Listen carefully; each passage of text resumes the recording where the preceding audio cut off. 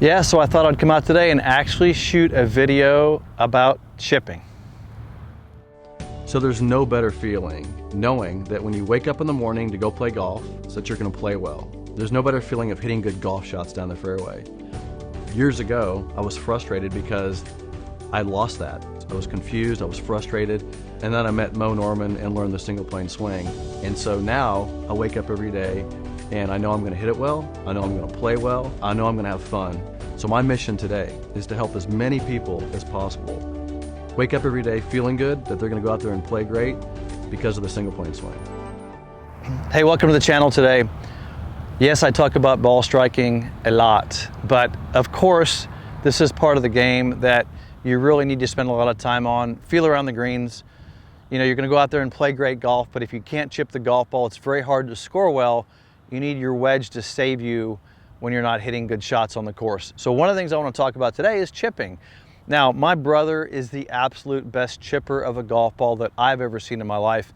I've played a zillion rounds with my brother, and he always hits these really great chip shots. And I want to show you some of his secrets today about why he's so good around the greens. Now, one of the things that he does so well is he controls his face angle. I'm going to show you how he does that. I'm also going to show you where to position the golf ball and where the feet should be positioned, all these things. But I also want to show you my kind of take on it, because everybody has their own kind of way they think about it.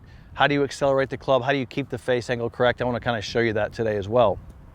But one of the things you have to understand about chipping, and I see so many people make mistakes on chipping, is they don't compress the ball and get the ball to roll up the face correctly. One of the things that needs to happen, obviously this is a lofted club, this is a 58-degree wedge, but when you hit a golf ball, you want to hit the golf ball with some angle, and you want the ball to roll up the face, because if it's rolling up the face, you're spinning it. You can ask yourself the question, how often do you hit bad shots? How often do they flip up in the air and you don't spin them? But one of the things you see with guys like my brother who chip the ball really well is their face angle. They have a nice angle of approach of the club, and it maintains its angle. And when it maintains its angle, the ball rolls up it. Because what happens is, if you come in here and you hit this golf ball and you maintain the face angle, the ball will roll up the face. If you're flipping the club, see, it doesn't have any face surface area to roll, and you don't get the spin. So if you're flipping the shot, you're going, oh, I don't spin the golf ball. If you can maintain the angle, the ball will stick and roll up the face. It stays on the face to roll up it, if that makes any sense at all. So let me show you what's happening here. A couple important things about chipping. You got to play the ball back in the stance. But if you think about it, it's not back in the stance. I just have a super narrow stance. And that means my shoulder is way in front. You know, I'm a why guy. I have to know why things are going on. I don't just take things for granted. Why do you see things the way they are? And why is it producing a certain result? And so when you have a narrow stance and the shoulder's way over here, it produces this nice lean in the shaft, really nice lean in the shaft. So now I already have lean in the shaft, which means when I take the club back, it already is coming down. I don't need to hit down on the golf ball. I already have a downward angle because of shaft lean. So hitting down on the ball doesn't really help you very much. You already have the lean in the shaft. That lean in the shaft is going to allow that face to stay in an angle to roll the ball up it. So really, stance is very important here, because getting my stance width correct, getting my hands in front, and having that shaft lean allows, now watch this shot I hit. It allows that face to stay right down and keep that club down the line. Now let me show you what's happening on that. Because here's what's really interesting about when I watch my brother chip the golf ball. The trajectory is very consistent. Very consistent trajectories. In other words, but there's a lot to that. Trajectory is everything. Because if you take a golf ball and you want to stop it, you go like this, you'd throw it high and it would stop. If you want it to roll, you're going to throw it lower, right? So trajectory of the ball has everything to do with how much it rolls or how much it stops. So if you get good at controlling the trajectory, you can get control of the ball. Now, how do you do that? Well, here's how my brother does it. He does it so well. The ball position is back. The hands are in front. But when he makes the stroke, he maintains the angle. See this? Look at the angle maintained. It's not doing a lot of this, right? So watch the shot again. Angle, keep the angle, hold the angle. And you see it comes off at the same trajectory. Let's do it again. So ball back, shaft lean, maintain the angle, watch the ball come off, same trajectory.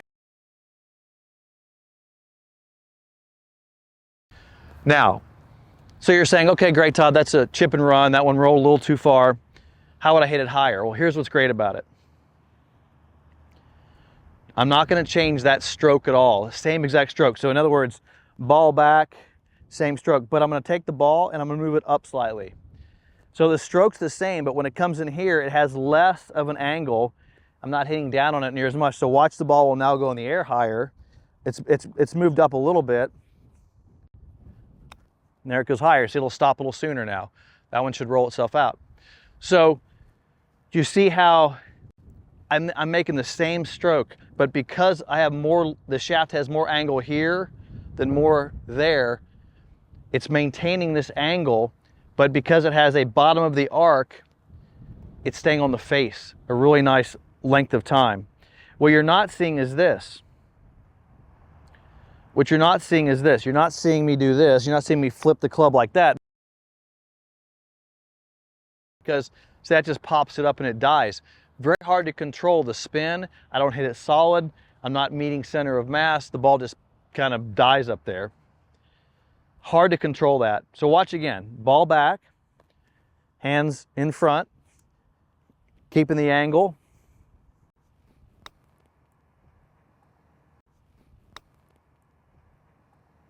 I can control that really easily. It's very easy to control the fly, the check, and the stop on that. Now, you could hit it lower if you wanted. You could place the ball further back, and now it's going to come out, it's going to squirt lower. So if I had one across the green there, I don't know if my camera will pick this one up. So let's say I want to hit this one across the green. This is a 58 still, but I play it back a little further, and now, see, it comes out, shoots off lower, and rolls itself out. So I can adjust, but I'm not changing my stroke at all. So I got one really solid ability to strike. The ball rolls up the face very nicely, and it's coming off with more lean or less lean a little bit to get the higher and lower ones. Maintaining that face angle through there. I love that. Now, let me tell you my take on this. How do I practice this? Because one of the things that's important is you don't do this, you don't flip. So the way I feel this is when I feel this, I don't let the handle of the club go very far back. Notice how the handle's in front right now. And notice when I take it to here, it's still almost in front of the golf ball. And now watch, that allows me to take it back and then clip it.